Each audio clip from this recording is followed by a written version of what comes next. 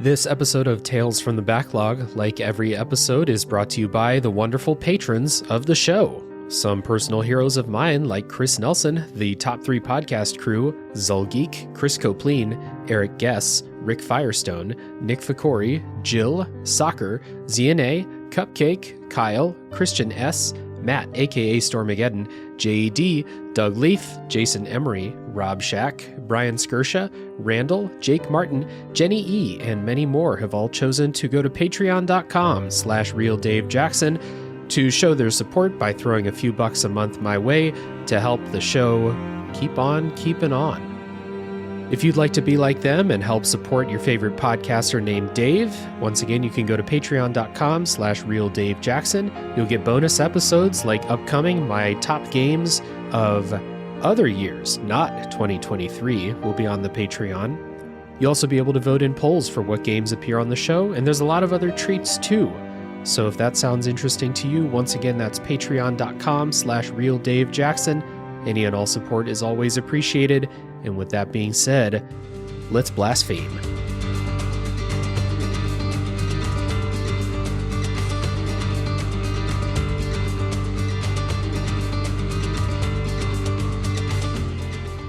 Hello, everybody. My name is Dave Jackson, and you're listening to Tales from the Backlog. This is a video games review podcast where each week I'm joined by a guest to bring a game out of the backlog, play it, and discuss. My guest today is a friend of the show, returning, many-time guest on the show, one of the OG patrons of the Tube Network, and a model penitent one, Chris Nelson. Chris, welcome back. Thanks for having me back. This is number 3. Number 3 of the main episodes, yeah. Yeah, that's right. I did do the, what are you calling them? We did that bonus episode, the top 3 weapons that are too good to use, right? Yeah. Chris was also a guest on the episode about Mega Man X and the episode about Blasphemous, which is a good thing. Little coincidence, because today we're going to talk about Blasphemous 2, which is a Metroidvania developed by The Game Kitchen and published by Team 17 in 2023. And if you haven't played Blasphemous 2, here's how spoilers are going to work in this podcast. So every episode of Tales from the Backlog is basically the same. We're not going to spoil things during the first, half or so of the episode. And then we have a spoiler section at the end. But I do want to just get out in front of this one. This game, like the first Blasphemous game, draws a lot from the Catholic religion and Spanish culture, art, and history, which are 4 things that I know just about nothing about. So, combined with the way the storytelling works in Blasphemous and Blasphemous 2, we're not going to have a big story discussion in the spoiler section because I don't really know what's going on, and it's not really part of my experience with this game anyway. So just want to get that out there. Don't expect a big story breakdown and, drawing all the analogs to Catholic religion and Spanish history and stuff like that. Not going to happen in this episode. Check out a couple of people on YouTube. Check out The Lore Hunter and a channel I found today called Gingy, Gingy, for some cool story breakdowns of both Blasphemous games on YouTube. So other people are out there doing the work that I have decided is not my job on this show. So we're going to get into everything else that we can get into about Blasphemous 2, though. And if you don't know what Blasphemous 2 is, we have some elevator pitches for you at the top of the show. I say, come to Blasphemous 2 for even more penance, even more Catholic gore, and a better Metroidvania experience. And don't worry, all of the NPCs are still having the worst time ever. Chris, what would you say? I would say it's definitely a game you need to play if you've played Blasphemous 1. They improved pretty much on all marks, specifically in the area of becoming a better Metroidvania. Mm-hmm. A little bit more heavy on the Metroid. I think last time I said it was heavier on the Castlevania. I feel like they kind of went a little bit more Metroid-y in this one. They gave you more options, so let you get your Metroid out instead of just the Castlevania in Spain. Right on. I played this on Switch. It took me 17 hours to get to 97% map completion and 88% total completion.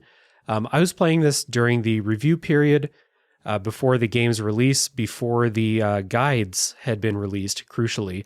First of all, thank you to the Game Kitchen and Team 17 for sending me a review code. I did write a review back on release day, so you can go back and check the blog on the Tales from the Backlog website for that written review. But again, I did get a review code. All of this was done before I could go check a guide for where to go for that last 12%. And I think I fucked up a couple NPC quests anyway, so I don't think I can get 100%. Not that I really care, but 17 hours played on Switch, ran great. Chris, where did you play it? How long did it take you? What completion did you get?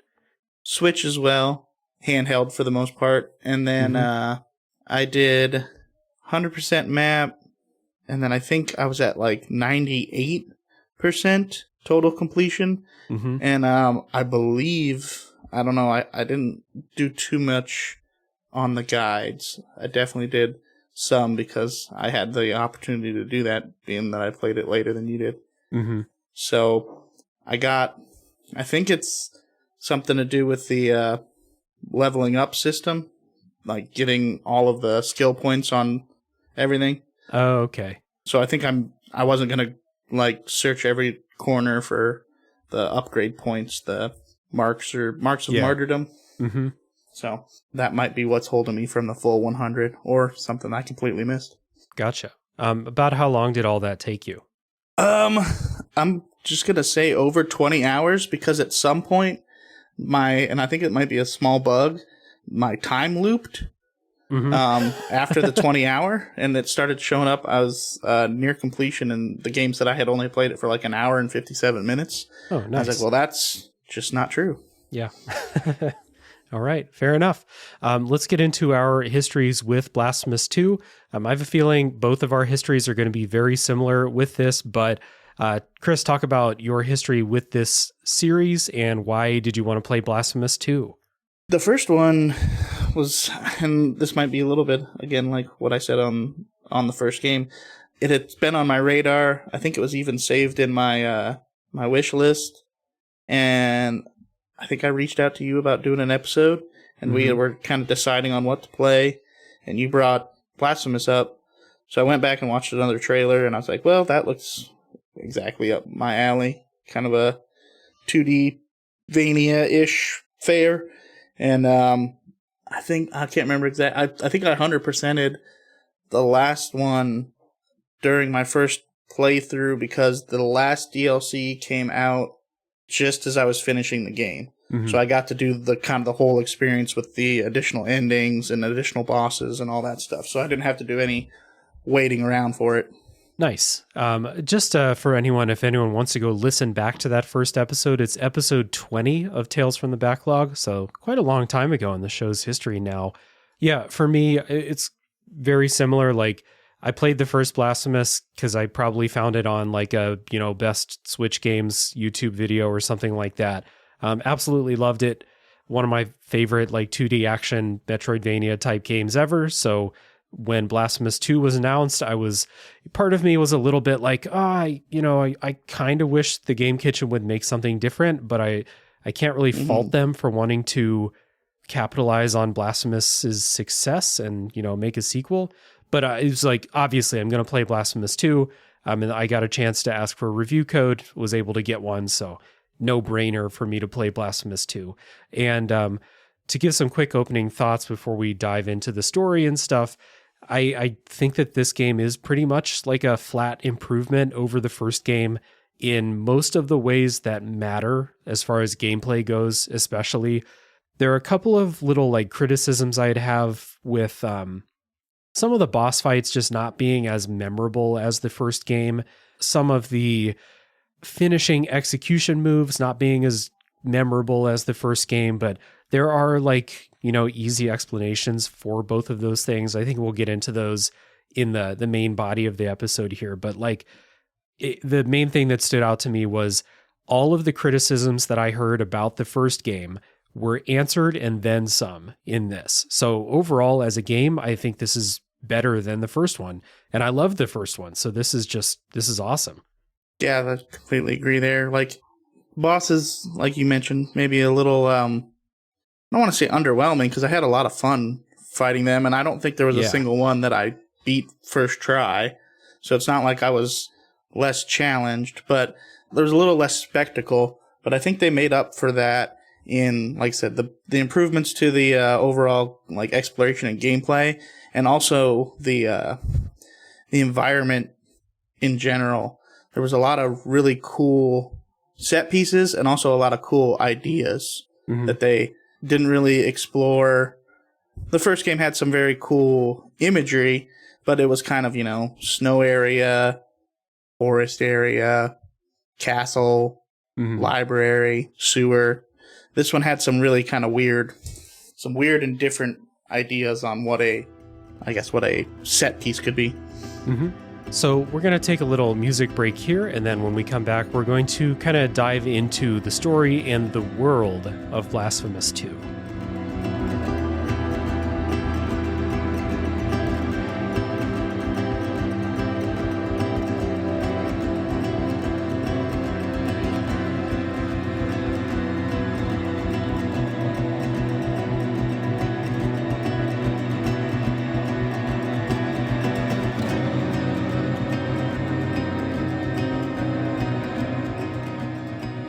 So, in Blasphemous 2, this game takes place after the events of the first game, which is set in the world of Custodia. That's how I'm pronouncing it. It's spelled confusingly. The first syllable has a V where the vowel should go. So, I'm guessing that's how you say it. I've listened to lore videos, and they all say Custodia, so I'm set on it. Hell yeah, we're rocking with Custodia then. So, Custodia is a land, a very pious and religious land, which is dominated by this godlike force called the Miracle. And the Miracle kind of makes itself shown by either helping people out or fucking up their lives beyond belief. So people pray to the Miracle, and a lot of times like their prayers are answered in like a very monkey's paw type of way. So maybe they get what they asked for, but not the way that they hoped. And in Blasphemous 2, it seems like that's happening a lot more than people getting rewarded for being nice, which, some people got blessings from the Miracle, like good things in the first game. Blasphemous 2, everyone's having a hard time, I think. Yeah, they mention it in, I think, one of the lore items, something along the lines of, like, once the Miracle kind of came back, it seemed like there was no longer blessings. There was only punishments. Yeah. Like you said, everybody was pretty much just getting messed up the whole time. Yeah. In between Blasphemous 1 and 2, the Miracle was gone for a while. So there was a period of time like with no influence from the Miracle. But life still sucked. So people turned to prayer once again. And it's kind of like that idea of, acknowledging a god or praying to a god then gives that god power. So now the Miracle is back. And crucially, there is a giant heart hanging above the main city in the game here. And inside that heart is a child that the Miracle is going to give birth to. So, yeah, in air quotes, child. And if you're listening to this and being like, that sounds bad, the child of the Miracle that's fucking up everybody's life, yeah, you'd probably be correct. So that is kind of like the inciting event for like what's going on in the world in Blasphemous 2 at the beginning of the game. Yeah, I don't know if it's clearly stated anywhere, and this is probably some influence from listening to like a lore video, but it's like been era since like they use the term like a whole era. So like thousands of years. Yeah.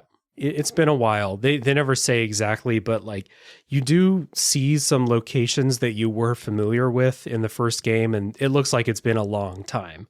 Yeah.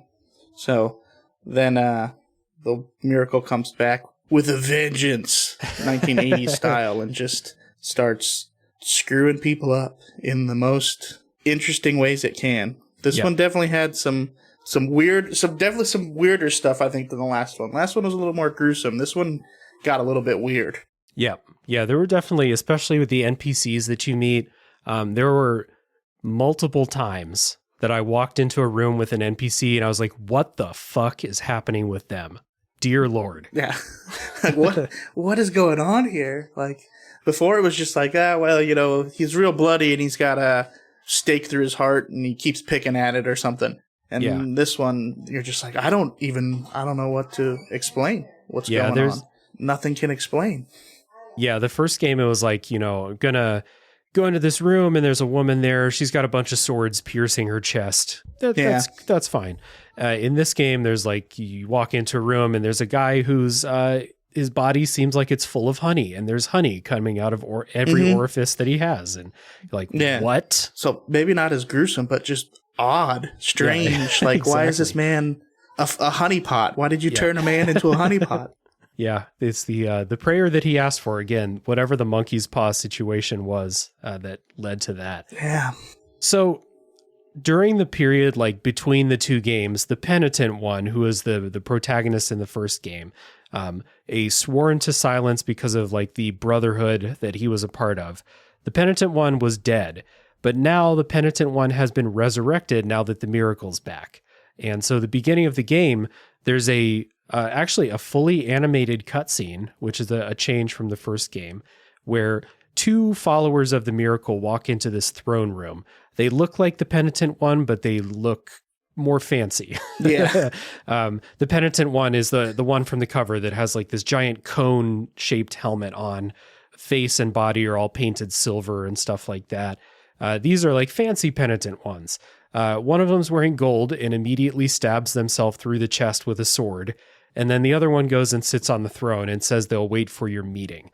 So then the penitent one is resurrected. You see the penitent one rising out of its coffin, and off you go. This isn't a game where someone's going to like, tell you right at the beginning what's going on. You get out of a coffin, you walk to the right, and then eventually you'll meet a character that kind of gives you your goals for the game. So that's where we're going to kind of stop. We'll talk a little bit about how the structure of the game works in the gameplay section, but that is like the story introduction for Blasphemous 2. And kind of like I said in the PSA about the spoiler policy for this episode, I played this entire game, loved the experience, couldn't really tell you what was going on with the story until the final boss.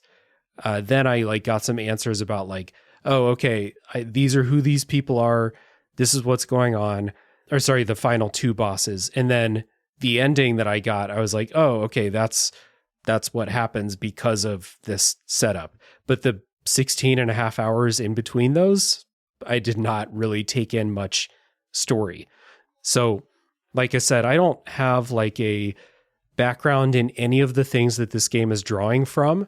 So I don't really experience this as like a story where I'm uncovering the plot as I go. It's little like bits of flavor for me as I'm playing, which is fine. And the people who do want to do that digging or do have that, maybe a Catholic background or knowledge of Spanish culture more so than me, maybe you'll get more out of it than I personally did.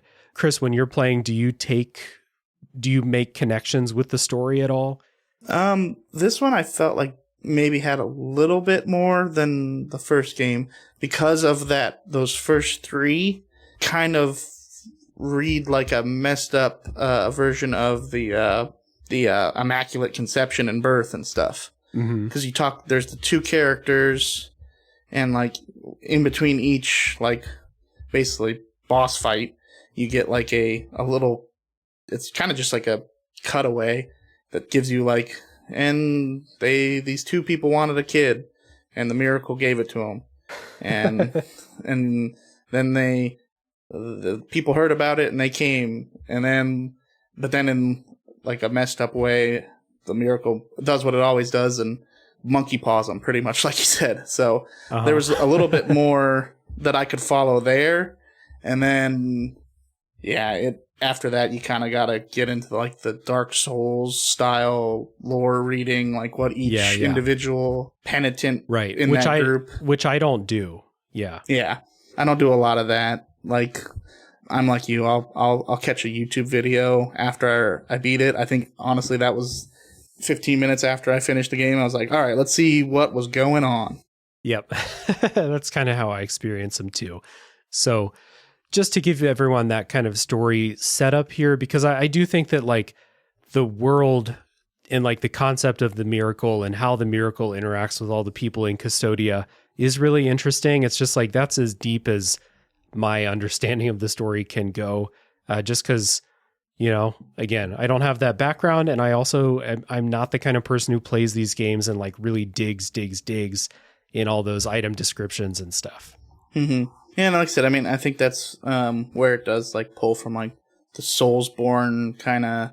It just sets up an aesthetic of this kind of like, this hyper religious city, and the people who are continuously devout yet have no real reason to be, because nothing ever seems to go their way. Yeah. So, and you just kind of go with that the whole time, like that everybody's in kind of constant pain and penance, and a lot of those probably, like you said, ideals in like a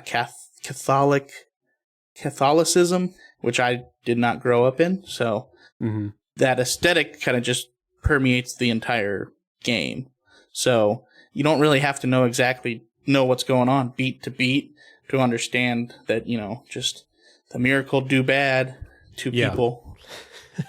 And like you said, like no matter what's going on, the people in the game, their lives are terrible, but it seems to only drive them more toward the miracle. Yeah. So no matter how bad the miracle fucks up their lives, like the worse it gets, the more they pray to the miracle for help. So yeah, it's everyone's having a real bad time, and that's kind of like the the story that I take from it. It's just a parade of people having a bad time.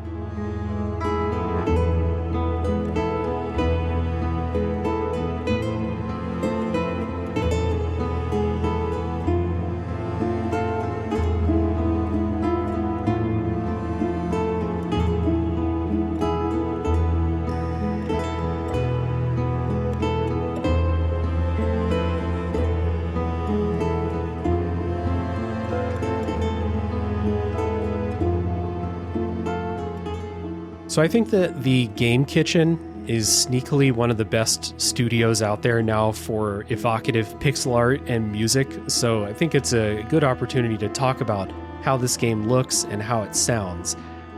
Starting with how it looks, I mentioned before, the beginning of the game starts with this fully animated cutscene. And there are lots throughout the game of these, fully animated cutscenes. This is different from the first game where basically things were just told in the regular pixel art and stuff, but they must have had the budget for this. So what did you think? It was pretty great because I think in the final DLC of the first game, they had like an animated kind of like ending, and that was like their first like foray. So they did a lot more of that in this game, and I think it helps the story. Besides just being like looking really cool, because you can kind of, I don't know, get more what's going on specifically with like the penitent one. Because I in the first game, you basically you get a setup of like you're this guy in a pile of dead bodies, and then you just kind of go. This one kind of gives you an idea of like, hey, some stuff's been going on, and I guess. I don't know anyone who would play the second game without playing the first one, but you're seeing some like stuff that may kind of harken back to the first game, kind of giving you a little bit of a transition. So, I mean, it helps there. And like you said, visually, it's really good, fun, cool animation, like gruesome, like the rest of the game, but with a smoother veneer over it. Yeah, I kind of got the feeling when I was playing and like, especially watching these animated cutscenes, like first I was like, oh, I would watch this show. If they made this like a show of Blasphemous, I was like, I'd watch that. But then I started to think like, well, the penitent one doesn't talk. And a lot of what you're doing is just killing stuff. So maybe instead of a full show, I would like 5-minute action clips on YouTube of the penitent one just like killing monsters or fighting bosses or something. Yeah. But it's very like everything else, everything that's happening in the game is super gory and brutal. So the animation is kind of like that too. It's really cool. I like it. Yeah, there's lots of skulls popping out of stuff and blood spurting and Yeah. The game itself has really, really, really great pixel art. That was something about the first game too. Some of my favorite like backgrounds in the levels that you're going through. Enemy designs are really great. The NPCs, something they do with the NPCs that you meet is most of them are much, much bigger than you. And I don't know if that's to show status or just to make them bigger so you can see how fucked up they are with more clarity.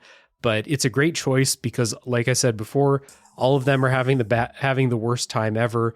And the way that their characters are designed really shows this. And just everything about the visuals in both Blasphemous games, but this one too, is really great. It's some of the best pixel art out there. Hats off to the art team at the Game Kitchen. yeah, it's one of the visually the best looking pixel art games that I've played. Nothing ever becomes just like a blob of pixels.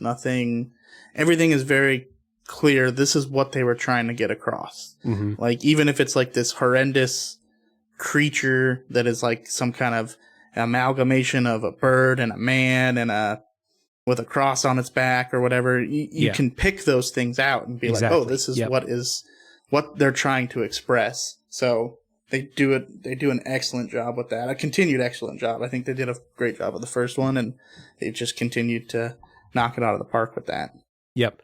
One other thing that I think is really cool about the visuals, they continued this from the first game, but when you're fighting a boss and you get the killing blow on them, it like freeze frames on this.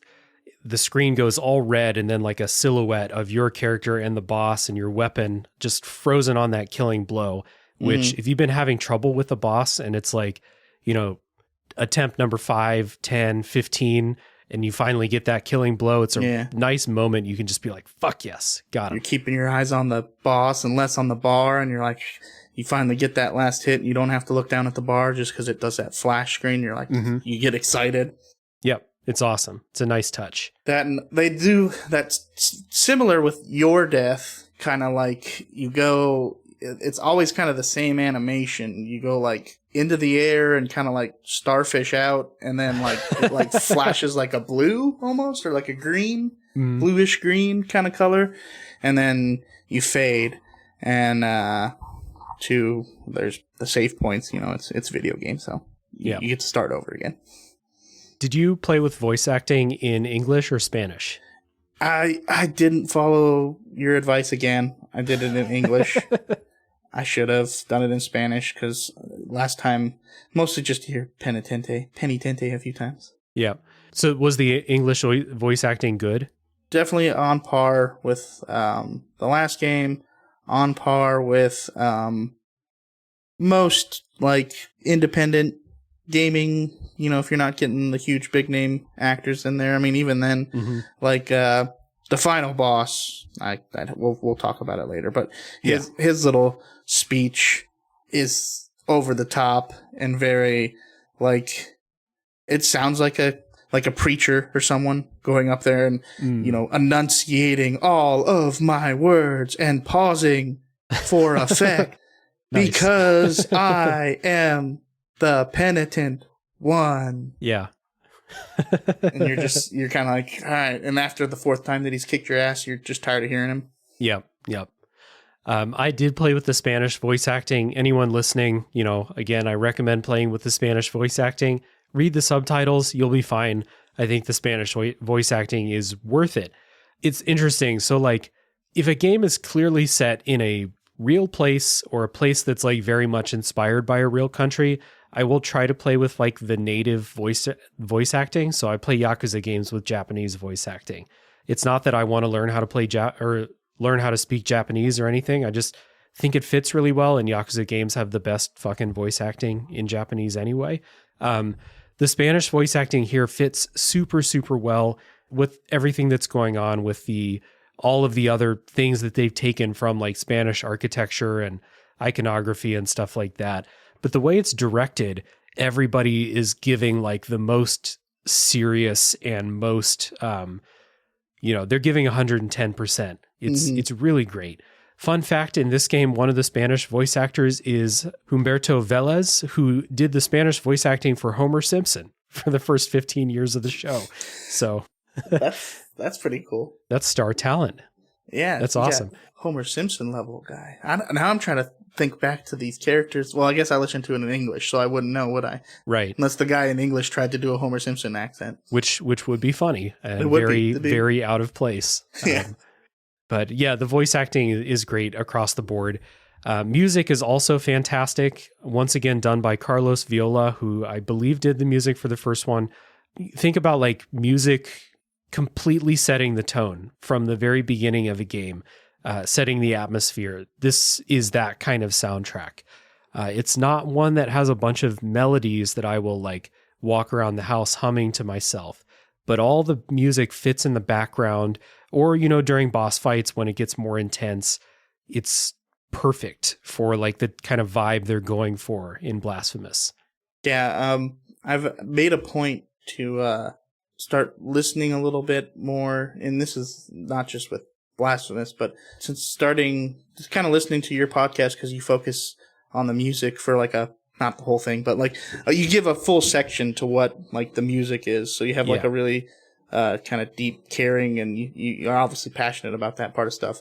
And it was something that I never, unless it was like you said, some kind of like catchy melody, it's not something I normally pick up on for games. Half the time I'm actually playing a game like in bed next to my girlfriend, and I'm keeping the volume low and I don't throw headphones in. But I made sure this time to listen with headphones in, and when I could, listen with the volume up on my Switch. And yeah, like the guitar work, the kind of just haunting tone of everything, like it's all very, I don't want to say creepy, it's more church music-y, kind of just like, you get that kind of like haunting feeling, this kind of like should be played with organs and in a empty room with pews and that kind of thing. Yeah. Some of it does get into, I mean, there are some tracks that are like really organ based, and a lot of those tracks actually sound like Castlevania music to me, which makes a lot of sense for both games to have that kind of music. But when I think Blasphemous music, I think of like stuff that's, you know, heavy acoustic guitar based, like, you know, rapid strumming acoustic guitar in the background, and then maybe like a light melody on a piano or like some violins over the top. And like you said, like kind of that spooky kind of ethereal atmospheric tones that are moving in the background. Like, I don't even know what instrument that would be, like a heavily, you know, modified keyboard or something like that. But it's just giving you like a background, almost like the background in like a Silent Hill track or something like that. It's actually, I think it's a kazoo. It's they got the Barcelona recorder orchestra to come in and lay down those background chords. Background tones. Yeah. It's great though. It's really great. And I also appreciate, as a bass guitar player, I appreciate a lot of these songs have very prominent bass lines that are kind of driving the tempo of the song. If there's, you know, something very atmospheric going on in the rest of the arrangement, the bass guitar is pulling you forward with like that urgency, you know? The Miracle's gonna have a fucking kid. Get a move on. Yeah, that's the more Castlevania-y ones that I kind of hear. Like you definitely get those like more thumping bass lines and kind of stuff like that. Like in the Castlevania, the melodic kind of, I don't know, pop jazzy kind of sound. And then, like I said, well, we discussed on another episode, one of my favorite parts of like Mega Man X's soundtrack is just some of those thumping bass lines. So it's like very harkens back to that kind of Super Nintendo era that they, I guess, are somewhat trying to emulate here a little bit. Yeah, I'm sure they've got inspiration from there for sure. But yeah, just kind of all around, like, again, music fantastic in every Game Kitchen game I've played. This is the third one now. Visuals are always incredible for what they're setting out to make. I just think that aesthetically, like artistically, this studio is just fantastic. Sound effects are also worth mentioning. They're great. You know, you're slicing, dicing, smashing, eviscerating your way through all of these monsters, and everything sounds squishy, and execution attacks sound real gruesome. That's great. Lots of good guttural noises. Yeah. Like the enemies, the sounds they make and stuff. Good stuff. And they also have a really good, like, walking into a new area kind of like tone that sounds like a bell ringing that signifies you've begun a new area. I don't know that a lot of games do stuff like that, but it's something I know obviously from playing Dark Souls, and it feels like they kind of took that as a cool way, like you've made it into a new area. Here's this cool tone to signify it, but it works. Yeah. When you enter a new area, does the title pop up? It does. Yeah. Okay. Yeah. And does that, I don't remember, is that every time or just when you enter it? Every time. Yep. Okay. So, like I said, I did do a little bit of like a guide using to kind of catch up like some of that 98% or whatever that I got. And I remember bouncing around a lot between save points and getting that kind of dong, dong, dong. Yeah. Anything else about the music, visuals, etc.? We did kind of mention, I don't know if we mentioned it or not earlier, kind of the executions being a little bit more toned down this time. Or not toned down, just there's less of them. Like, and maybe that's because they were using, or they had more play style with the different weapons to utilize, so they weren't going to be able to make, a new execution on each enemy for every weapon and that kind of thing. So there's a lot of them that he just kind of squishes with vines. Yep. Yeah, I definitely noticed that. It's kind of a bummer because those executions were all like bespoke. Like this enemy gets killed this way. This one, you grab their sword and you cut them in half. And then the next one, it's a big dude in a helmet and you kind of smash him into the ground. Yeah. And yeah, in Blasphemous 2, there's just way fewer of those animations. But like you said, I think it is because there's 3 different weapons and that, that may require them to make 3 times the amount of animations for those things. And there's like, we got to focus somewhere else, Yeah. They're not Rockstar, so. Yeah, I said they don't have the hugest budget, but the main execution, he kind of he uses his hand. He doesn't even really use a weapon. He just like sprouts vines down into the ground and grabs something and then just squeezes it to death. Like it entombs it in vines. I was never clear on where those vines are coming from or why it's there. I don't know if it's something to do with the tree from the end of the first game or something like that. I thought that's what it was because the sword in the original one had like thorns, and I don't know if that like just imprinted on his hand or something. I don't know. Yeah, another one for the YouTube lore masters. Yeah, exactly. They can explain why the penitent one has a wooden hand.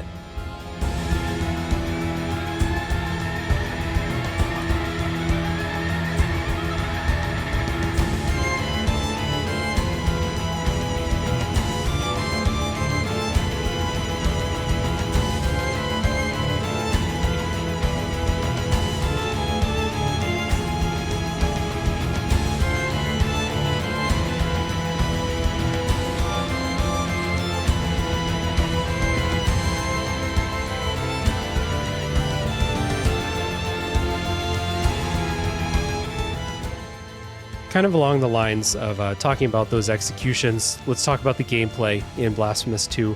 This is side-scrolling 2D action. The developers stated that one of their goals for Blasphemous 2 is to make it into more of a classic-style Metroidvania, which the first game was very much a Metroidvania, just like didn't have some of those like, A-plus Metroidvania design decisions that I think, games like Hollow Knight have. So they made it a point to improve that part of the game. And I really think they did. Like, this is one of the biggest wins as far as this game goes, especially over the first game, is, again, all of those things that people said were not great about the first game, they have basically just fixed them across the board. Yeah, the idea of an item being a key that basically, either builds a platform or opens a door. Yeah. Kind of went out the window. They they had 3 weapons to play with, and all of them tie to some kind of either direct, like, kind of interaction with platforming or having to puzzle solve with them. Yeah. So, that's definitely, that's like you talked about A+ Metroid design. If you can integrate an item that you use for fighting into the puzzle solving, into the platforming, and they all just kind of mesh into one, that's exactly what you needed to do to make it more of a Metroid than a Vania, I guess. Yeah. So like you said, at the beginning of the game, you have 3 weapons to pick from. They are called Veredicto, which is a big bonk mace flail that has fire abilities. You have Sarmiento y Centella, remembering my Spanish pronunciation, hopefully, which is a dual-wielded like sword and rapier or like dagger and rapier combo that has lightning powers. And then the third weapon is called Ruego al Alba, and it's a serrated kind of like, cutting weapon. It looks like a Bloodborne weapon with blood magic. Yeah, so there we go.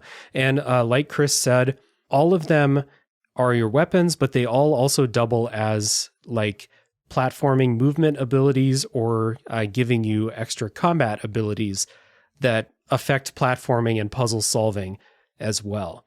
So the structure of the game is set up where you pick your weapon at the beginning, and then that weapon's unique platforming ability will let you go in one of 3 directions, where you'll find a boss and you'll find a second weapon.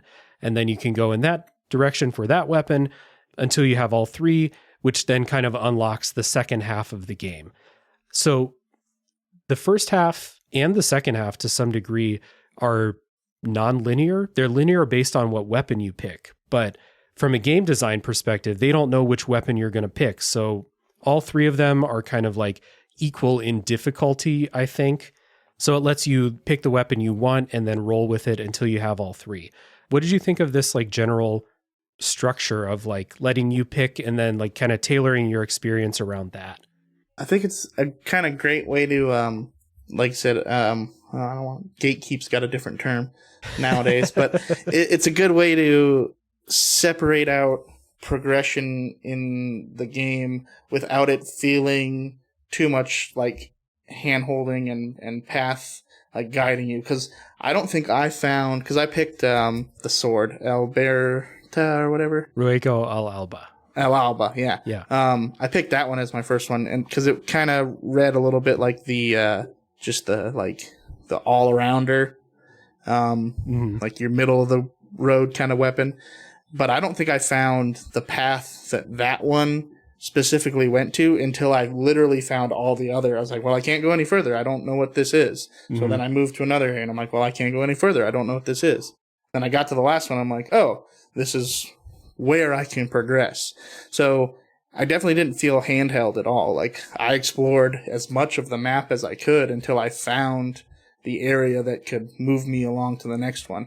And to me, I enjoyed that. Maybe somebody else would be like, well, I just wasted my time going to all these other places. But that's the Metroidvania kind of like formula, right? Exploring until you can't explore anymore. Mm-hmm. Yeah. I dug it too. I liked how, like you said, they kind of just set you free. They tell you like what general direction you should look for all the bosses in, but they don't tell you which one that you should go to first. So you're free to explore until you hit a dead end and then go somewhere else. And I like that too. I like the freedom to kind of make my own decision about like, I don't think I'm supposed to be here yet. Let's go back and let's try that other path that I saw. So that was good. All of the other things that you pick up in the game, the big upgrade abilities, the classics, the double jump, air dash, you have like a sliding move on the ground and stuff. All of those have, utility in platforming, but also are all pretty great in combat too. And I'd go so far as to say like essential for a lot of them in the second half of the game. Yeah. Your weapon choice also has combat ramifications because let's say the big flail weapon, Veredicto, can't block. So you can't do the block and parry, which was like integral to the first game. In this game, you're kind of like, you're picking a weapon that you want to use, like a move set that you want to use, but they all play pretty differently. So like the one that I picked Veredicto. You can't block, but you do have like a big swing arc. And if you line it up right, you hit enemies twice on the spring or on the swing. So it's a big help in combat. I like basically used it the entire game, even after I found the other ones. Yeah, and that one, like I said, it kind of makes up for the inability to block by giving you like distance. Yeah, because you have it like it's on a flail. You've got a little bit more wide arc, and then Al Alba, the sword, definitely like up close, and like the mechanic for that is you actually give up life to make it stronger and hit harder. So that's kind of like you're messing around with your health. I think Veredicto was your what do they call magic in this game? Oh, good question. Faith or whatever. Yeah, it's not miracles. Yeah, I can't remember. But anyway, your magic meter gets ate up by Veredicto when it's on fire, and then the little sword and dagger was more of a you had to do more hits to build up to get powerful. So it's kind of you could play with all these different mechanics, like sucking up your magic, and then you don't have room to do spells. Or you have to get close and do a lot of hits before you become powerful because it's a weak but fast weapon. Yeah. And then other one, give up health and you'll be more powerful. So it's like they definitely gave you a lot more options, obviously, than the first game, just from the get-go. But even the mechanics inside of those options can kind of play a completely different game. Yeah. Before we dive headfirst into combat, I do want to mention a couple of big improvements from the first game that, as far as platforming and exploration goes. The instant death spikes that so many people complained about from the first game are gone. There are still spikes, but if you fall in them, it just takes some of your health and then respawns you on the last solid ground that you were on, which is good because there's a lot of platforming, especially later in the game. A lot of the platforming does involve those spikes or bottomless pits underneath you, and those are not instant death anymore. In the first Blasphemous game, I remember talking about how it didn't bother me that they were instant death. I didn't have a lot of trouble with them, but I'm not mad that they're not in this game. Obviously I'm not upset about them being gone. So I know a lot of people complained about those, and I think one of the biggest flaws with Blasphemous 1 was that exploring was not often rewarded with cool stuff.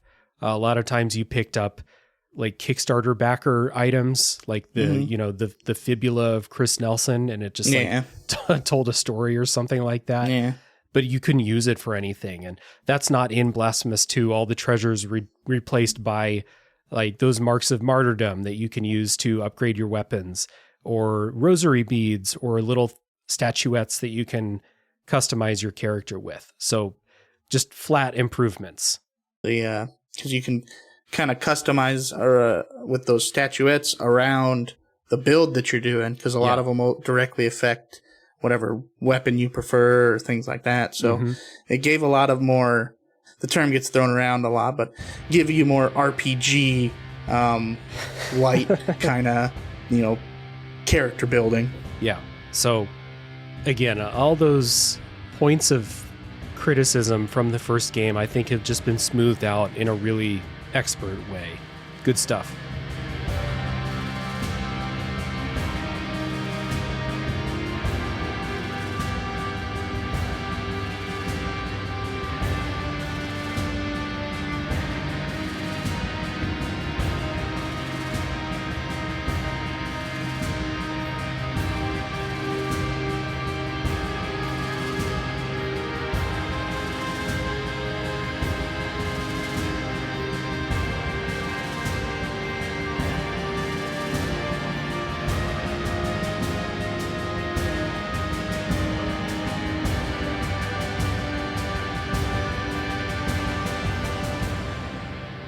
So getting into combat for Blasphemous 2, the combat is slow and methodical. A lot of times you can kind of stun lock regular small enemies and not really worry about what they're doing.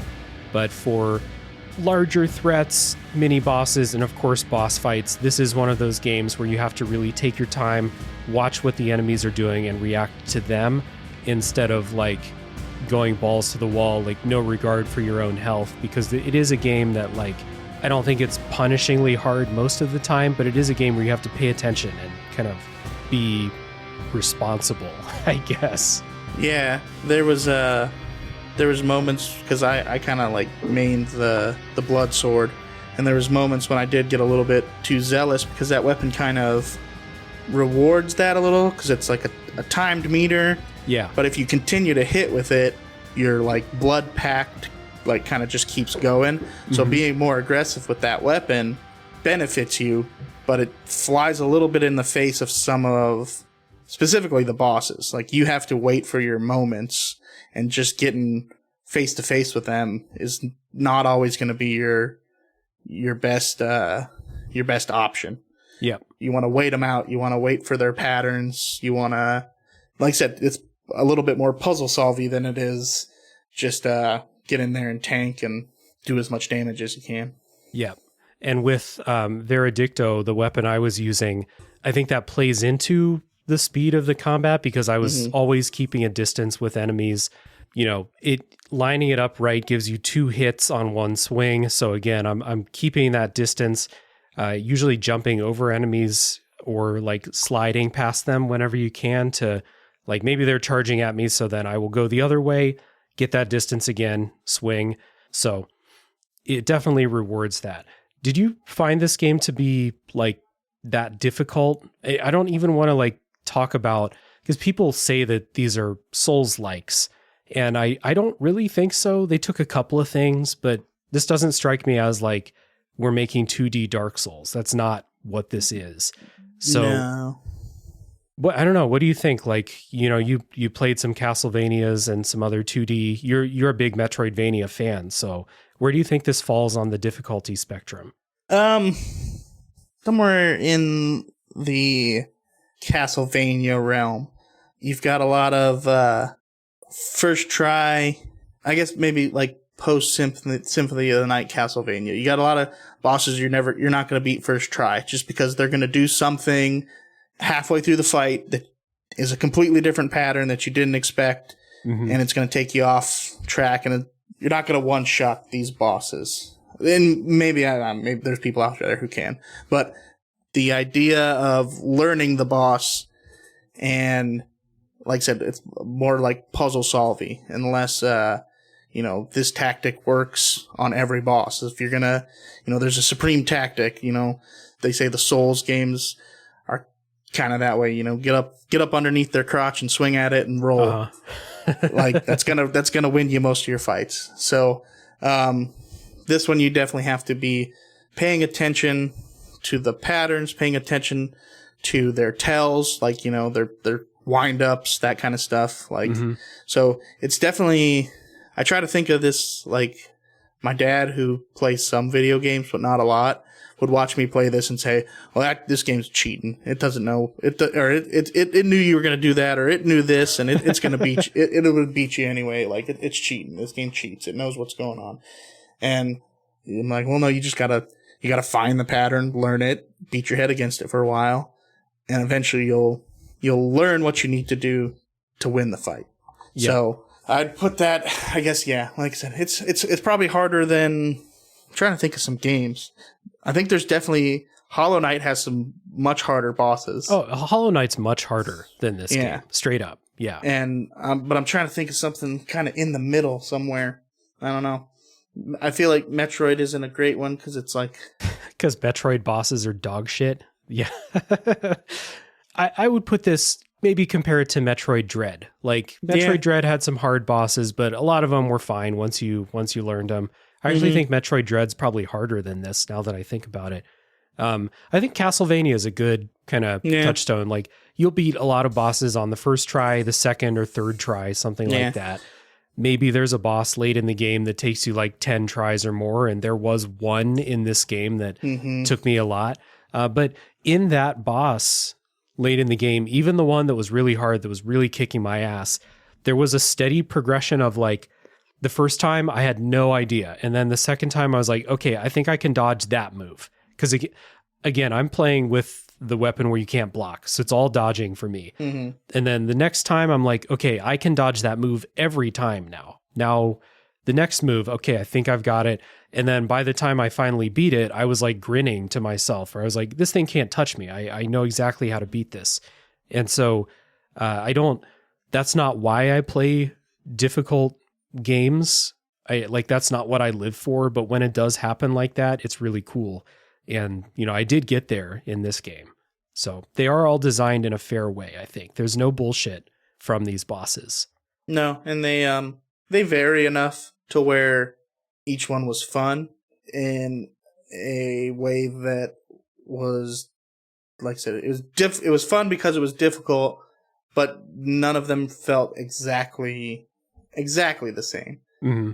I had a lot of comparisons to the first game. I'm like, oh, this is like that fight, and other like Castlevanias and Metroidvanias. You're like, oh yeah, this is similar to that. Like I think in the first game I compared the one guy in the room to like a Mega Man boss, and I didn't get any of those in this one. But like, there's some stuff that if you've played in this genre a lot, you're gonna be like, okay, this is this type of boss, or it's this kind of fight. So yeah. if you're steeped in this culture, just to put it in probably the dickheadiest way I could, the game doesn't feel terribly difficult. Yeah. I couldn't throw this at my dad and expect him to get anywhere. Right. But for people who play a lot of games like this, 2D action games, I don't think this is a super punishing one. No. With the exception of that one boss. And then again, even with that one, I did end up seeing the Matrix and kind of acing it the time that I did beat it, which is cool. We talked about it at the beginning, but it's fair to bring up again. The boss fights themselves feel like a little less imaginative than the first game. We've been talking about it off air, as they say. It really feels like they used all their best ideas for bosses, especially designs for bosses in the first game. And then they're like, well, we're making a second one. We already used the lady with, the hole in her skull where you have to smack the exposed brain. We already used her. We already used the skeleton priest that's held up by the bunch of hairy arms and stuff like that. Skeleton Pope. Yeah, Skeleton Pope. We already used Skeleton Pope. So now we got to come up with other stuff. And the bosses are still cool to look at, but there weren't as many in Blasphemous 2, where again, when the fight starts and I go, ho, what is that? There's a lot of just kind of dudes. Yeah, you're fighting a lot of just dudes. Some dudes. And ladies. Yeah, and ladies. Ladies and dudes. Slightly taller ladies and dudes. Yeah. Ladies and dudes with various weapons. Yeah. Yeah. Just ladies and dudes. Less kind of abysmal creatures from some realm unknown. Mm-hmm. Got no babies that are being carried around by a snake creature. Yep. Yeah, and no giant snakes like in the first game in the DLC. It's still cool, like, again, Catholic inspired horror for boss fights, but it's just not as memorable, we'll say. That's a good way to put it. Yeah. Not as memorable. Little kind of like miscellaneous combat stuff. You have a couple types of magic that you can use. And again, this all goes toward like building the type of, combat style that you want to use. You have two types in this game. You have like quick magic that you can throw out real fast. Probably doesn't do a ton of damage, but it also might. The one I was using was fucking great. You have other magic spells, and they're mapped to two different inputs. The other ones you have to charge up for a little bit, and they do a big, a big thing, or maybe they'll take you home or to like the city, or I like the one that called down a lightning storm. For that quick spell thing, I liked the blood boomerang. Oh yeah, it was really great.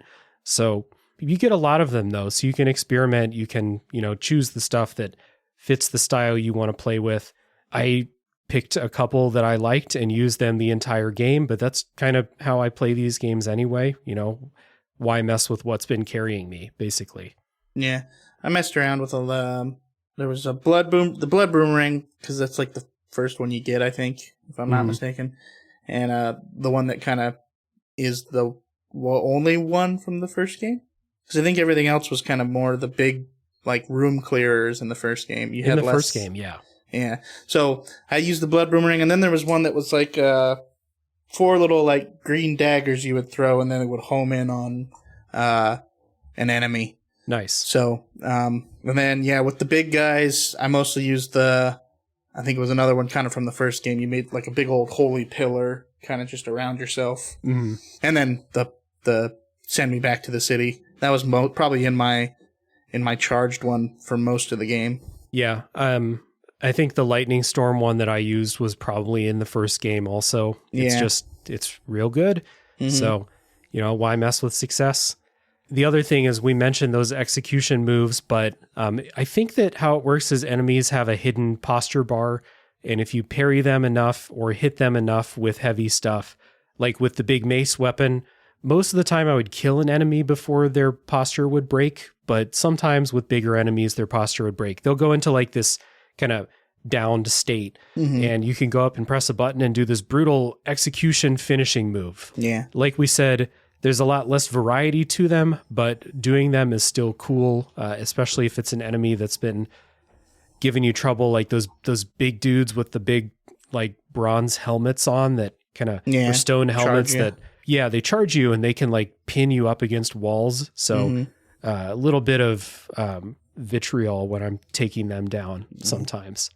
One of my favorites was and there's like 4 flavors of them, and they all shoot some different kind of colored fire at you, and they're like in a stock, almost like a singular stock. And they kind of got their face through this piece of wood, and when you stun them, it like pauses them and they start choking on their fire, I guess, and you basically jump on top of them, slam their piece of wood down, and then just like step on their head from like 10 feet in the air.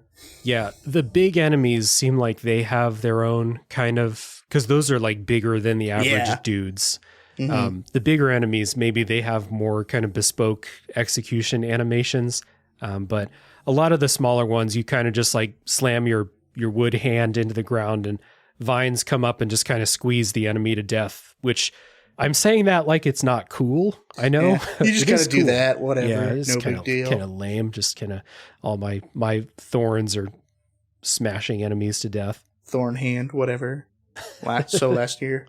Yeah. But man, from a gameplay perspective, this game was it was a treat. Like I said, I got to 97% map completion, which is higher than the first game. It's higher than I ever got to in Hollow Knight, which is, my gold standard for this kind of game. It's just a pleasure to run around, fight stuff, do these brutal moves, find treasures. They're all really rewarding. I think that's why I got to 97%. If I checked a guide at any point between the time I finished it and now, I could have gotten 100% just to find those 3 rooms that I was missing probably. But yeah, didn't get around to it. But that's, all this to say, from a gameplay perspective, Blasphemous 2 is about as good as it gets in the genre for me personally. I had a great time. Yeah, and like I said, we've kind of talked about like a total improvement over the first game, but just like if it as a standalone, yeah, it's just a great Metroidvania, like plain and simple. Yeah, like all the way around, fun to play, fun to explore, combat's fun. You don't ever feel fully like you're being 100% punished for either missing something or having to explore. The exploring feels a lot more kind of fun. I don't know if Penitent one's any faster in this game, but I never felt like I was doing those long kind of like drug out like runs from one area to the other. But maybe that's because there's more save points. Mm-hmm. I think you had mentioned that. Yeah, they did feel a bit friendlier with the save points, but I don't know. I played the first game after they added more save points into it with like an update. And then this one felt fine. I didn't, sometimes I felt like, from the fast travel room to the place I was trying to get to was a little bit too far. But as far as the save points go, it was fine. Like, even if it's like 5 screens away or something like that, it doesn't take that long to get there. No, especially once you're near the end with all your movement upgrades and everything, you can get around pretty quick. Yeah.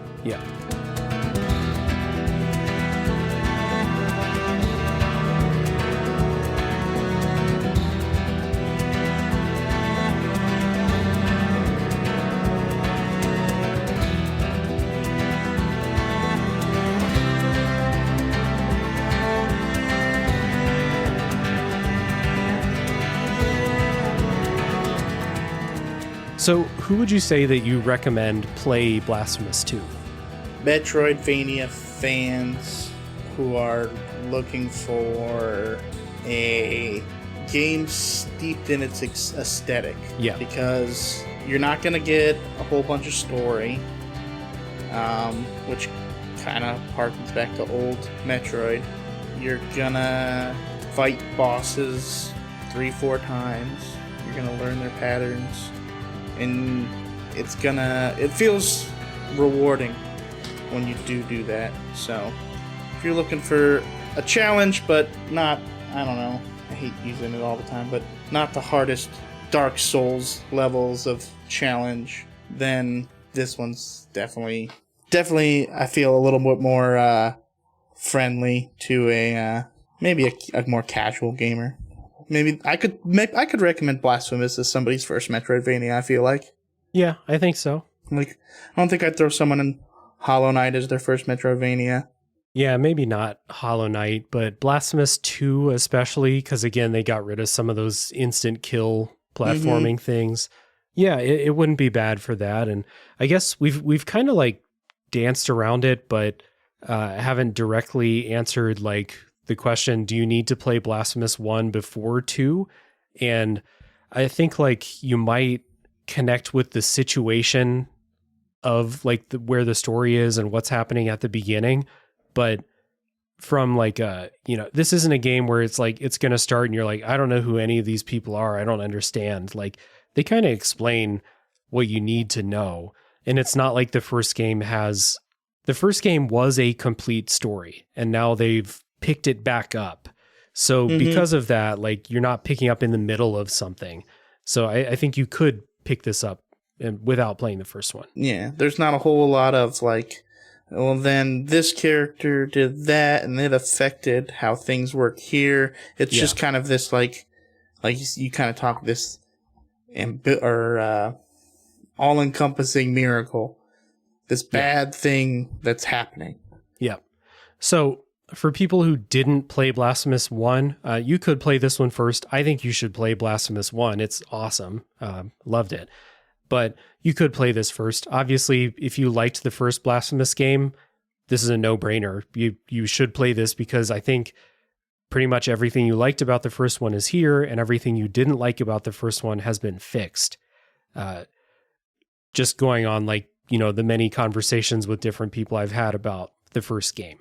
So fans of Metroidvanias, this is a very good one. I think all of the stuff that you like about the genre, the rewarding exploration, exploring off on your own in a like kind of nonlinear way, maybe running into dead ends, but trying to remember where those were. You can mark those on your map in this game too. You have little pins you can drop. So all of those things, all of those people, this is a no-brainer. I think this is great. It's one of the best games in 2023 that I've played.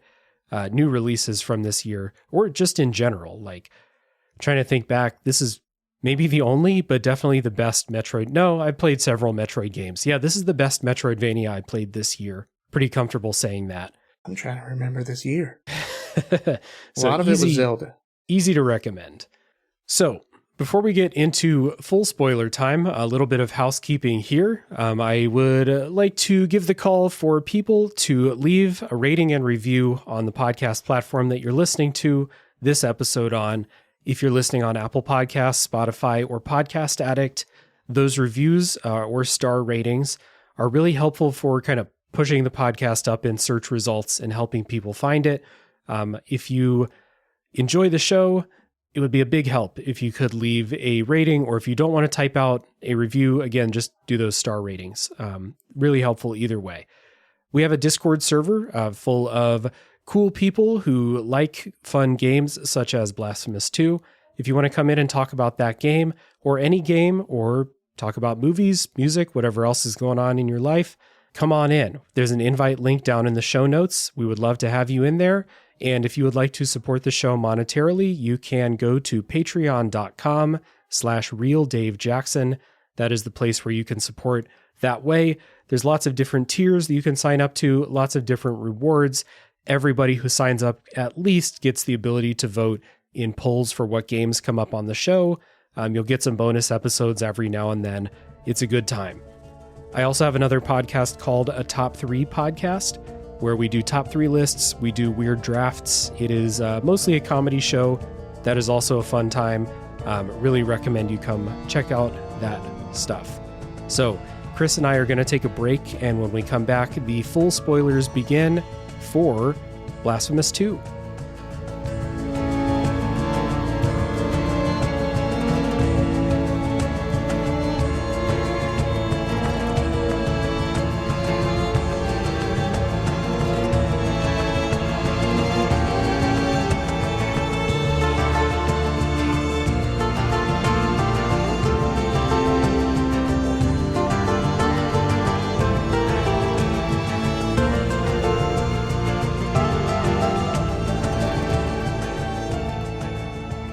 All right, Chris and I are back, and it's time for spoilers for Blasphemous 2.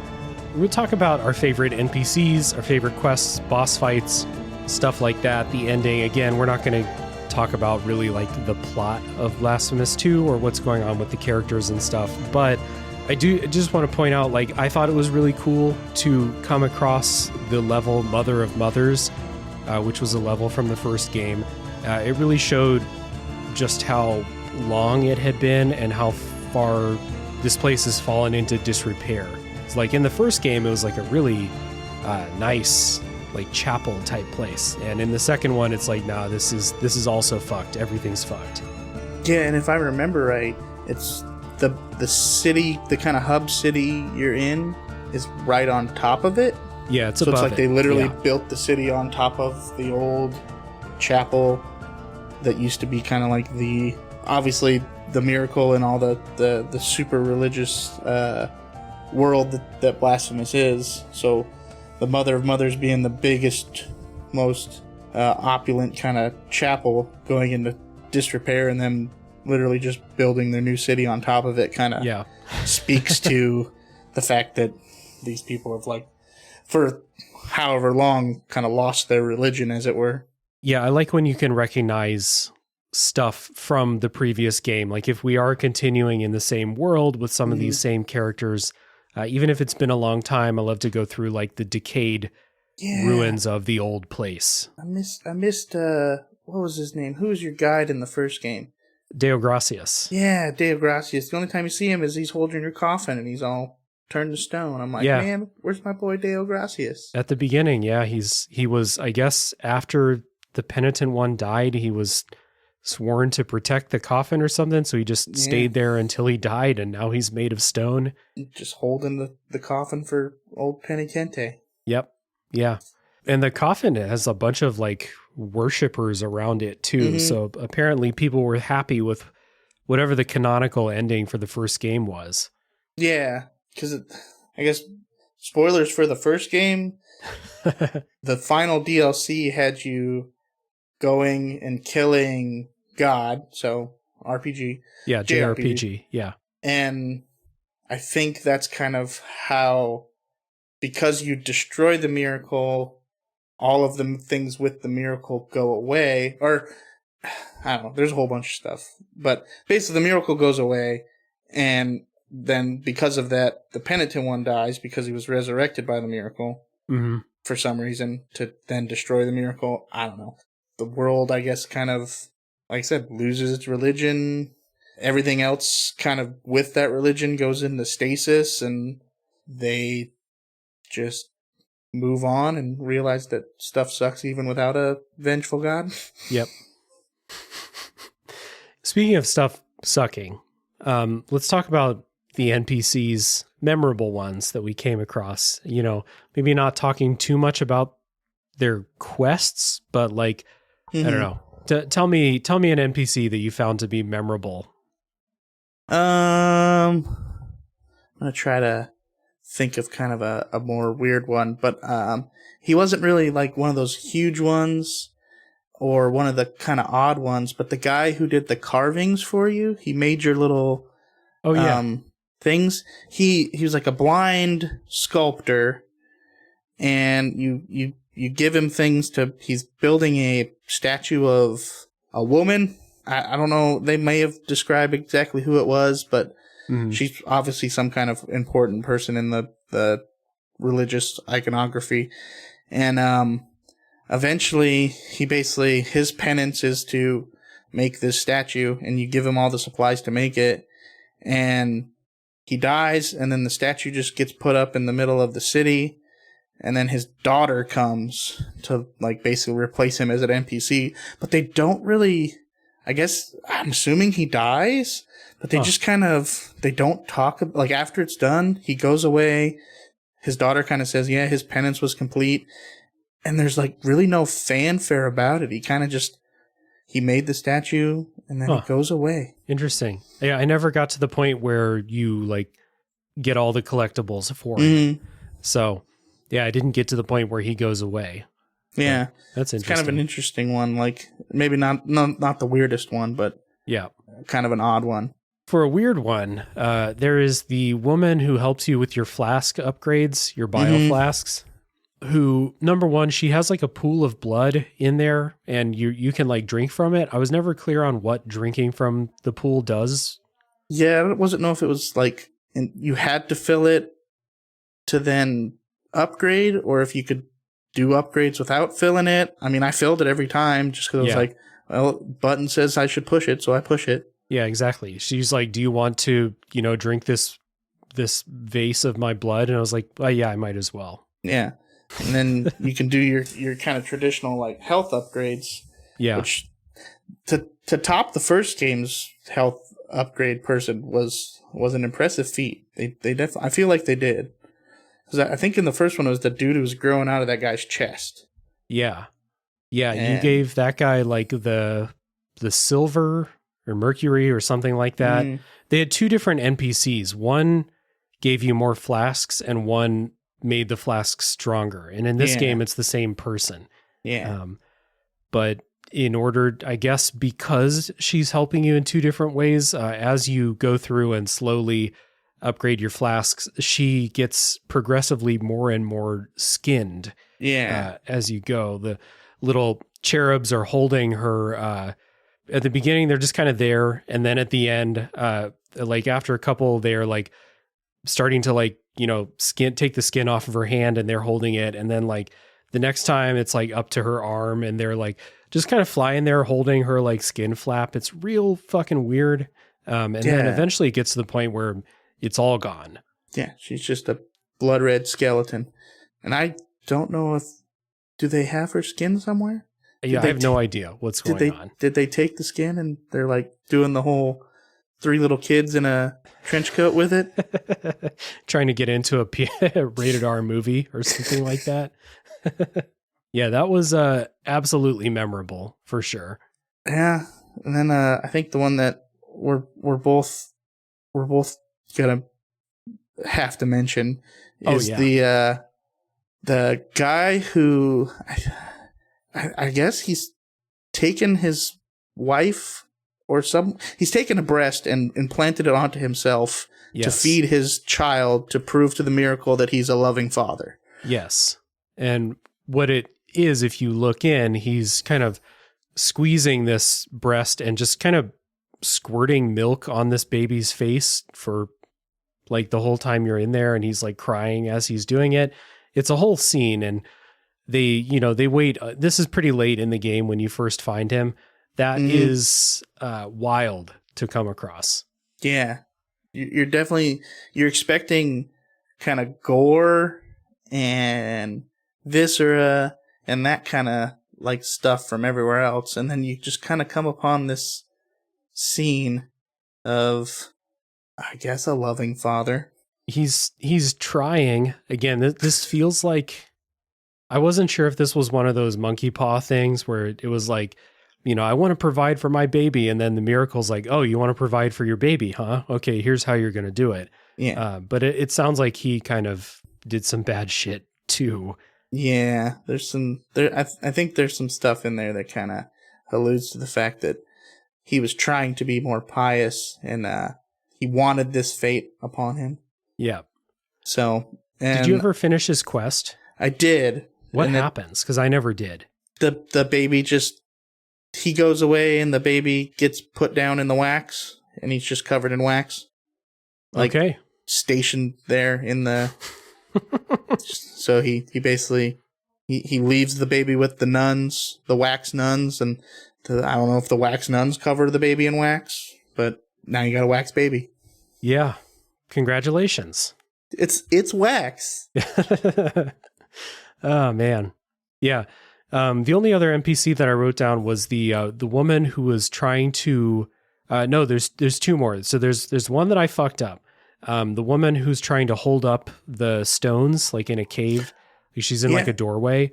I killed her on accident. I don't know if that's fucked up or not, because you get her little idol from doing that. But yeah, you kill her. I think there's a way for you to do the quest where like you get a reward from it. Okay. But I didn't. Because I think I was going through the cave and just like I saw a wall that could be smashed and I smashed it and then she died. Yeah. So nothing happened. But I did see a screenshot of like being in the shrine and then like her ghost is in there or something like that. Yeah. Yeah, I did the same thing. You smash that wall and you're like, well, where's this lead? And then you just see her feet kind of dangling out of the rocks and you're like, oh shit, that was that lady. Yeah. Whoops. Sorry, lady. She was holding up the whole upside down spire with her strength. Did you ever figure out what's going on with that woman that's holding like the sleeping child in her lap? Yeah, there's under the city. That was one I had to do a guide for. Okay. Because I couldn't even interact with it the whole game. Yeah, you have to. I can't remember where you first pick it up, but you basically get an incomplete lullaby, and then there's like 5 more kind of hidden throughout the game. And okay. Once you finish the lullaby, she can read it to the child she's holding, and then it sends you into. There's that whole like dreaming world that was in the first game too, I think, which I think is supposed to maybe be like, I don't know, purgatory or something. But they send you into there, you do like a platforming challenge, and then I think you get an idol from it. And then she gets covered in thorns, and so does the kid, and they just kind of are there. And that's how they spend the rest of their life. Yeah. Yep, pretty much. Because everything is fucked up in this world. Mm-hmm. Did you ever find the guy that was like imprisoned behind a wall and he would sell you things? I did find him. I wasn't able to do anything. Like I bought a couple things and then I think I never went back. But I didn't do anything special there. No. Yeah. He kind of just talks about how he stole stuff from the dead. So I think he could sell you stuff that you might have missed off of things. Or something along those lines, because his whole thing was that he took stuff from the dead. So I don't know if it's like to try to help you clear things up throughout the rest of the game. I don't know if that's like if that's fully what it's for, or if that's just kind of how I ran into it. Because I feel like I picked some stuff up from him, and then I was like, oh, that talks about some other character that maybe I missed something. So. You never see him. He's just a man behind a cage or in a prison cell. So, gotcha. Yeah, I didn't go back to buy stuff. I think another NPC quest that I didn't finish was finding all of the like nuns that were around. Yeah, the ladies with the one eye. Actually, there's 2. There's the ones that are sleeping, and then you like. Go into their dream and do a combat challenge or something. I think I did do all of those. But the ones that do like the little whispers when you're nearby. Oh, yeah. And you have to find them. I never got all those. Yeah, they're all fully covered up, kind of like like a nun. Yeah. I guess I didn't point to nun. I don't know why my brain didn't go to nun. There's multiple versions of that. I mean, this version of that character is definitely like weirder and more evil looking than the ones that are asleep. They whisper. Yeah. Oh, in it might have been in Mother of Mothers, but it might have been another level. There's like that old couple that's like at a dinner table. I feel like I like completed that, but I'm not sure what was going on there. Like I brought an item back and then like I gave an item to the woman, she said something, and then like the next time I went in, the man was awake and I could never like get anything else to happen. Is that a quest, or was that just like... Yeah, it's you get their idols or whatever, and I think depending on which side of the room you enter from the first time determines who... I think she dies. I don't think she just goes to sleep. Okay. Because whichever one ends up alive at the end, they give you something, and then you can get their little idol from it, their little wood carving. Okay. And then the other one, you've basically got their item with you the whole time. Like, you'll finish the game and you'll have, like, I think he has a book and she has a bonnet or something. I don't remember. But I had that bonnet, like, the whole time. I'm like, what does this do? Like, I ended up eventually looking it up. Like, they're like, oh yeah, you'll, because she died, you keep her bonnet and you get the idol. And then you eventually get the idol for him from somewhere else. Okay. So they're just one of those idol quests. Gotcha. We mentioned Bee Man earlier. Or Honey Man. Oh yeah. Honey Man. So I did not go further with Honey Man's quest, but I did see like pictures of where that goes, and it basically his body turns into honey or like melts into honey or something. Yeah, basically he just becomes all honey. And he has an idol and it breaks, and then you go back to him and then he puts it back together with honey. And then after a certain amount of times, eventually he just turns all the way into honey. And the idol, I think, becomes something different. I can't remember exactly weird. What it was. But yeah, kind of a weird one in there. Just a man made of honey.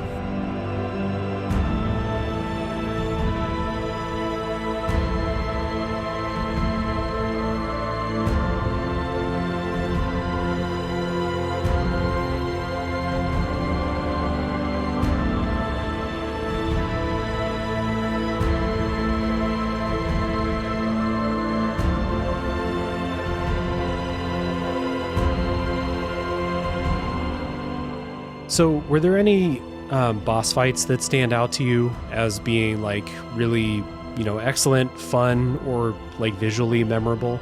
I really enjoyed the ghost lady, Benedicta of Endless Horizon, and it was the one in the painting tower, the tower with all the like ghostly paintings without faces, I think. Mm-hmm. And without heads, and the boss is kind of like this like ghost, but she's carrying around a body, and it's more of one of those ones where you're interacting with the stage more than you're interacting with the boss, and she's like throwing ghostly pillars at you, and you're on a chandelier the whole time, kind of jumping around.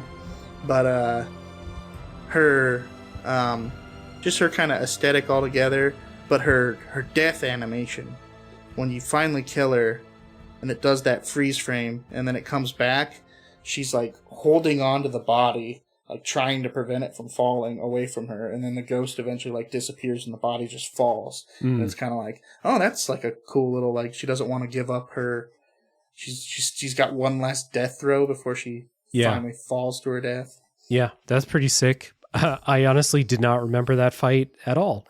I had to go on the wiki to look it up. It's probably, I'm looking at the bosses now, and there are 12 listed here. I probably beat half of them my first try, and like they just didn't make much of an impression because of that. So I think that's one of those. Especially a lot of like the humanoid bosses. There's the dude who has like looks like a coffin that he's swinging at you, or like like a pair of stocks, golden armor. There's the guy named Odone who has like the big pole arm or halberd. Beat him on the first try. A lot of them. The ones that like stick out are, there's one called Synodo, Hymn of the Thousand Voices, which is like this. It looks like, there's one big head at the top, and it looks like, like a robe, like a papal robe or something like that. But then there's these 6 other faces down the sides. Keep swapping them. Yeah, that was cool.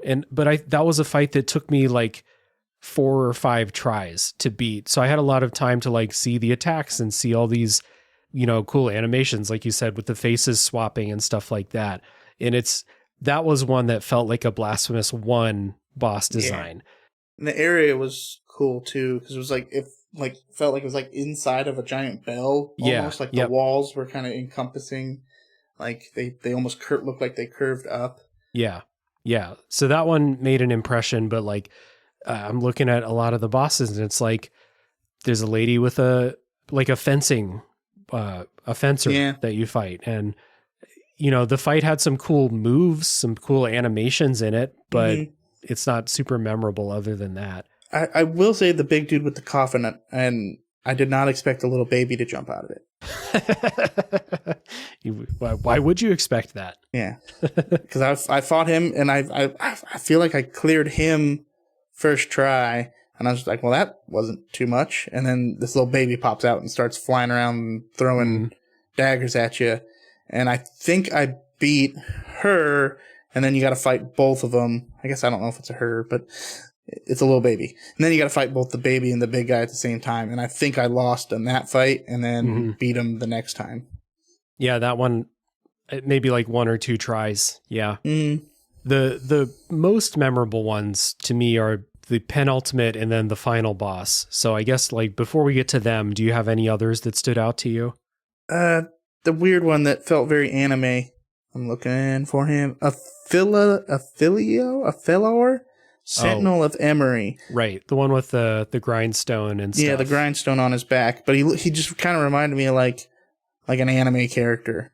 Because he's got this big old like kind of gaunt weird smile, and he's jumping around and got like a funny hat on, like a top hat, silly little hat. So he was fun. I think I beat him another one like second try. That one took me a few tries. Like it wasn't memorable enough for me to say what exactly it was that I had difficulty with, but it did take me a few tries. So we can talk about that penultimate boss, Evertino, father of the penitents, the first penitent one, I suppose. He's got this badass like blood red sword that it looks like it has barbed wire wrapped around it or something like that. This was by far the hardest boss in the game for me. Yeah, I mean, and they kind of did like they did in the first game with the Pope guy, the all red Pope, because you had 2 stages, and the first stage where he's kind of just doing his like Dracula thing, like where he's poofing around and throwing fireballs at you. I felt like I learned that fairly quickly, and I beat him, and I was like, well, okay, cool. There's got to be more, obviously. Like I've played these. And then I get into that second fight, and I think I lasted 10, 15 seconds the first time. Like, he just got me in a combo, and it just wiped me out. Yep. In the second phase of that fight, he's got a couple attacks that will just stun lock you to death. So they're real hard to avoid if you don't know they're coming. Then, like, once you learn how to avoid them, it's not that hard, but... It is one of those that will teach you by killing the fuck out of you a couple of times. And I don't know, maybe I just wasn't parrying enough, but I felt like there wasn't a good parry strategy. I was pretty much like, just be out of his way in the right direction, come in, get a couple pokes, and then get the hell out.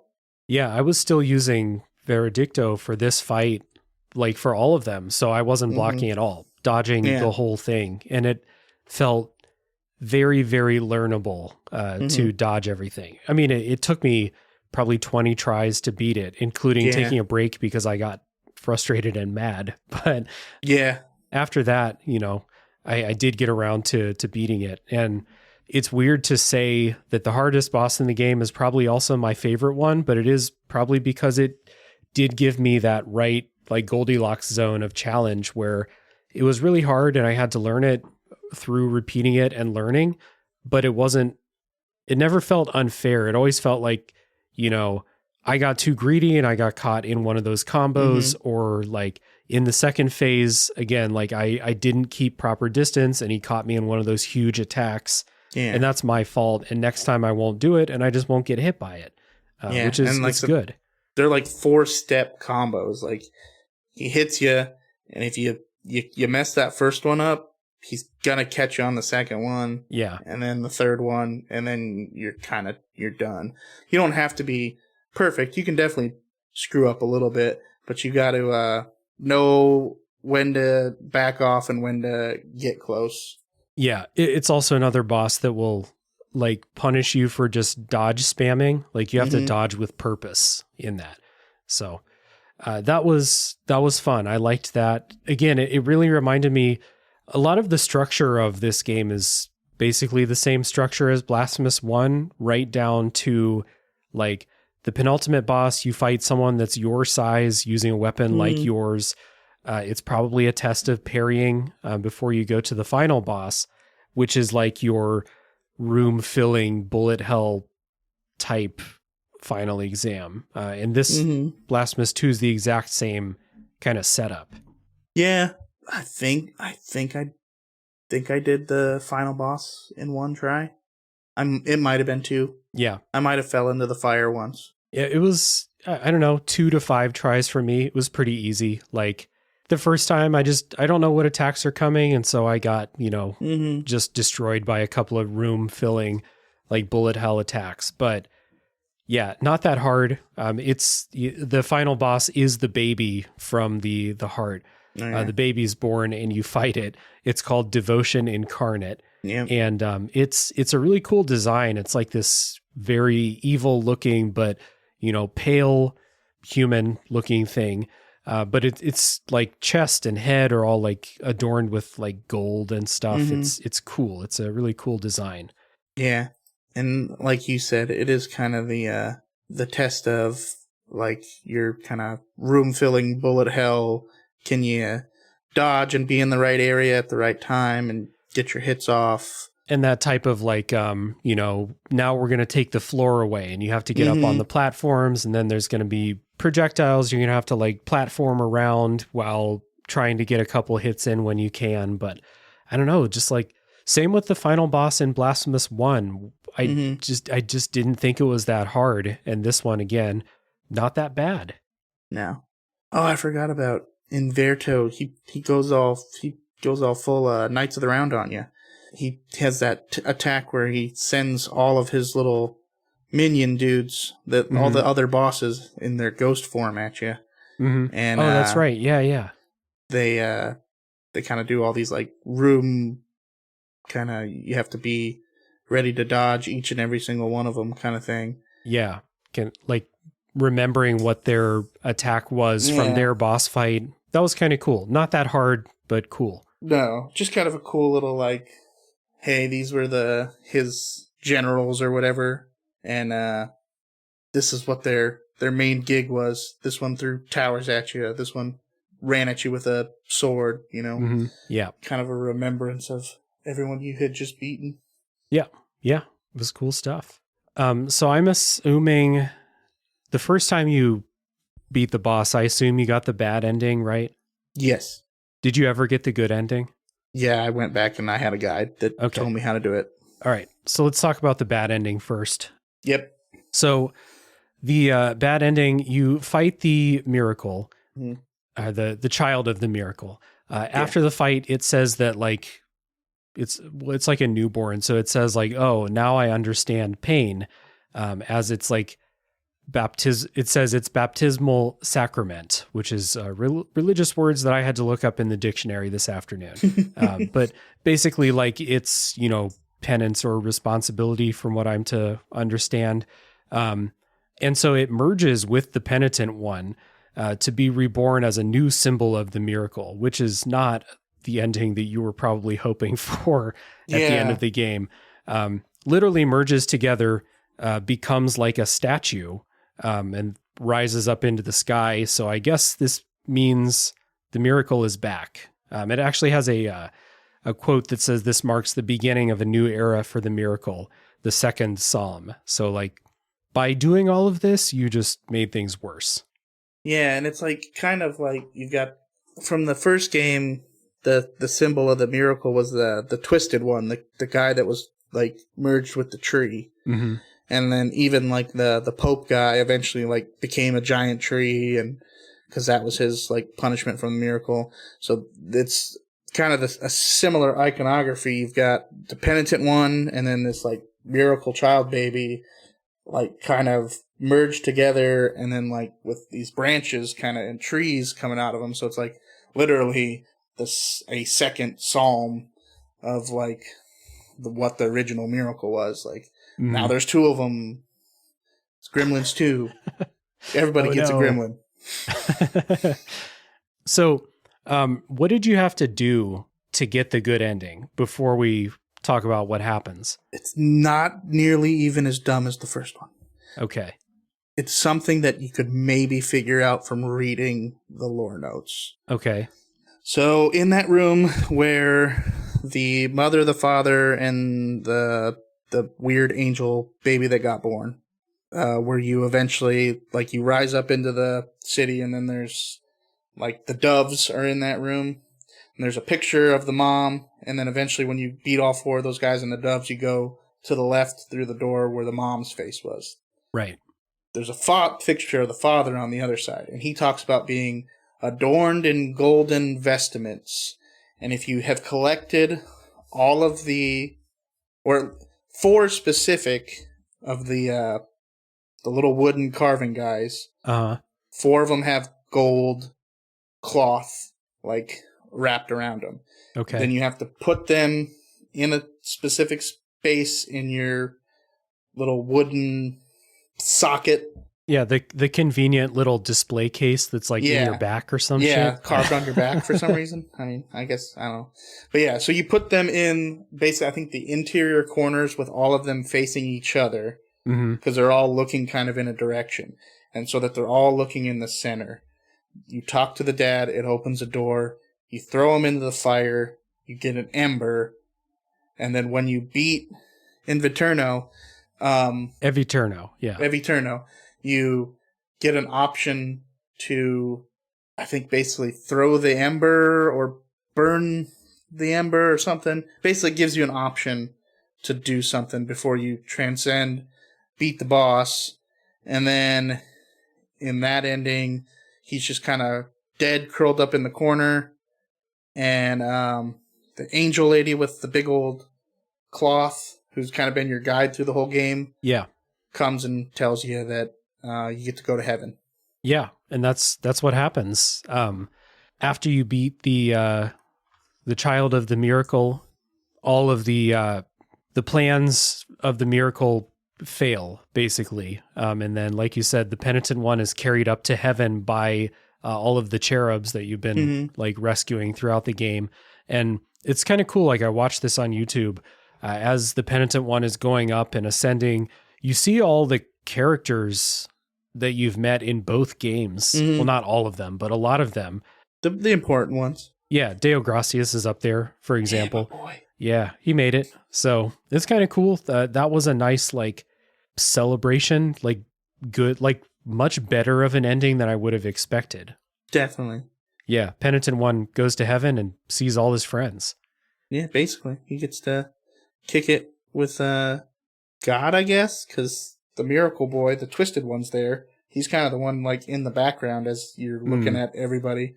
So him and God and Deo Gracias and that fat little cherub baby. Yeah. Did you find all the cherubs?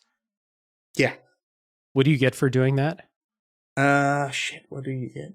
Probably a wood carving, if I'm learning anything about this. Yeah, I think so. I think you do get the cherub, the big guy, the big fat baby with the gold head. Nice. I think you get his thing. And there's more, like, as you climb, there's, like, rewards, too. Yeah. Like, kind of in the middle sections. Yeah, I think there's, like, 38 of those cherubs, and I think I found, like, 25 of them or something like that without, following a guide or anything. And I don't remember if they were any more difficult in the first game. But, yeah, you can get a good amount of them before... Because I think at the end I had, like, 28. I had to go back and use a guide to get the next couple. Yep. So yeah, that is Blasphemous 2. Just really good experience. Maybe the spoiler section sounds a little bit like a bummer, but we just have a couple of memorable bosses to talk about. I guess some fucked up NPCs to talk about too. Really not a whole lot of story that stuck with me or that I went digging for.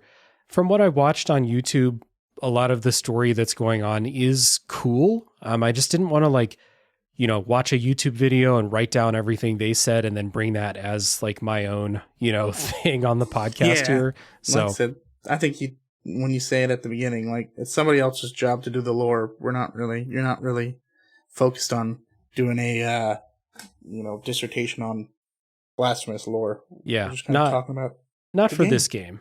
Yeah. So yeah, thanks, man. Thank you for coming on and again talking about the sequel with me.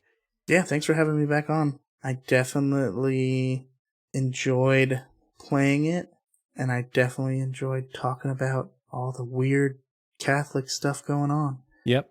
And again, there's even more weird Catholic and Spanish cultural stuff going on that we didn't even touch on. So again, you can find your favorite lore hound on YouTube or podcast or something and support the people that are doing that work. But this has been fun. Again, thank you for coming on.